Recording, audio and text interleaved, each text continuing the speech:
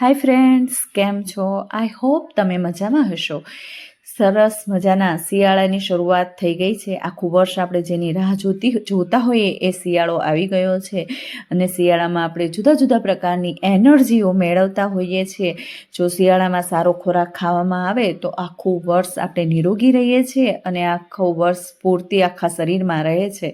તો એના માટે આજે આપણે ખજૂર અને ડ્રાયફ્રૂટ્સવાળું દૂધ બનાવીશું. બાળકોને અને વડીલોને કોઈ પણને તમે સવારમાં આ દૂધ એક ગ્લાસ આપી દેશો તો બપોર સુધી ભૂખ નહીં લાગે અને એનર્જી તો ભરપૂર રહેશે અને શરીર માટે ખૂબ જ સારું એવું બનીને તૈયાર થશે. જો બાળક સ્કૂલે જતું હોય અને એને સવારમાં આપણે એક ગ્લાસ દૂધ પીવડાવીને સ્કૂલે મોકલશું તો આખો દિવસ તેનામાં એનર્જી ભરેલી રહેશે. બાળકો આમ ડ્રાયફ્રૂટ્સ નથી ખાતા હોતા, પરંતુ આ રીતે આપણે મિલ્ક તૈયાર કરીશું તો બાળકો ફટાફટ પી જશે અને એનર્જીનો સ્ત્રોત પણ વધી જશે. તો ચોક્કસથી આ રીતે તમે કોઈ વાર દૂધ ડ્રાયફ્રૂટ્સ ખજૂર દૂધ નથી બનાવ્યું તો ચોક્કસથી એકવાર ટ્રાય કરજો અને બધાને પીવડાવજો. તો અહીંયા આપણે ડ્રાયફ્રૂટ્સ ખજૂર મિલ્ક દૂધ બનાવવા માટે ખજૂર, કિસમિસ, અંજીર, અખરોટ, બદામ લીધું છે. આમાં તમે કોઈ પણ ડ્રાયફ્રૂટ્સ ઉમેરી શકો છો. પોતાની ઈચ્છા મુજબ કાજુ પણ એડ કરી શકાય છે, પણ હું કાજુ નથી લઈ રહી. અહીંયા આપણે ખજૂર, કિસમિસ અને અંજીરને સારી રીતે ધોઈને સાફ કરવાના છે. હંમેશા ખજૂર, કિસમિસ અને અંજીર વાપરીએ એને પહેલાં ધોવા ખૂબ જ જરૂરી છે. સાફ કરી દેવાના એકવાર, એટલે એમાંથી ચીકાશને જે કાંઈ ચોટ્યું હોય તે નીકળી જાય.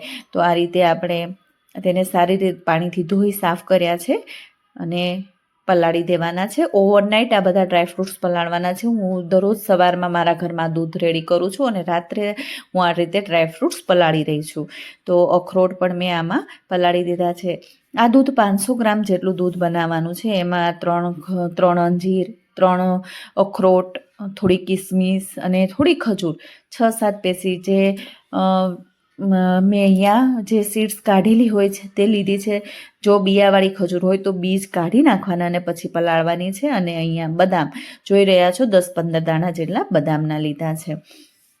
તો આપણા ડ્રાયફ્રૂટ્સ ઓવરનાઇટ માટે આ રીતે પલાળીને ઢાંકીને મૂકી દેવાના છે.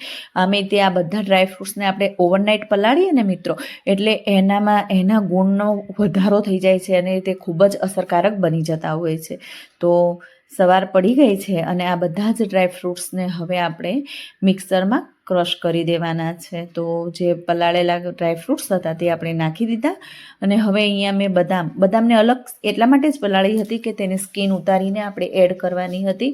તો આ રીતે મેં સ્કીન ઉતારીને બધી જ બદામ એમાં એડ કરી દીધી છે. આ રીતે આપણું જે ડ્રાયફ્રૂટ્સ હતા તે ક્રશ થઈ ગયા છે સરસ. અને હવે 1 ચમચી સુગર નાખવાની છે, ખાંડ નાખવાની છે. જો ના નાખો તો પણ ચાલે. નેચરલી અંજીર, કિસમિસ અને જે ખજૂર છે એમાં મીઠાશ તો હોય જ છે. ના નાખો તો પણ ચાલે, પણ અહીંયા બાળકને થોડું ગળ્યું વધારે ભાવતું હોય છે, માટે હું 1 ચમચી નાખી રહી છું. ના નાખો તો ચાલશે જ, ગળ્યું તો મીઠું તો લાગે જ છે. તો આ રીતે આપણે થોડું એક્સ્ટ્રા અંદરથી દૂધ ઉમેર્યું અને ફરી પાછું તેને મિક્સરમાં ફેરવું અને આ રીતે આપણું થઈ ગયું છે. હવે બધી જ પેસ્ટ આપણે એક વાસણમાં કાઢી લેવાની છે. મિત્રો, આ રીતે બાળકને દૂધ પીવડાવીશું, આપણે પીશું, વડીલોને પીવડાવીશું તો ખૂબ જ સરસ રીતે આખો દિવસ એનામાં એનર્જી રહેશે.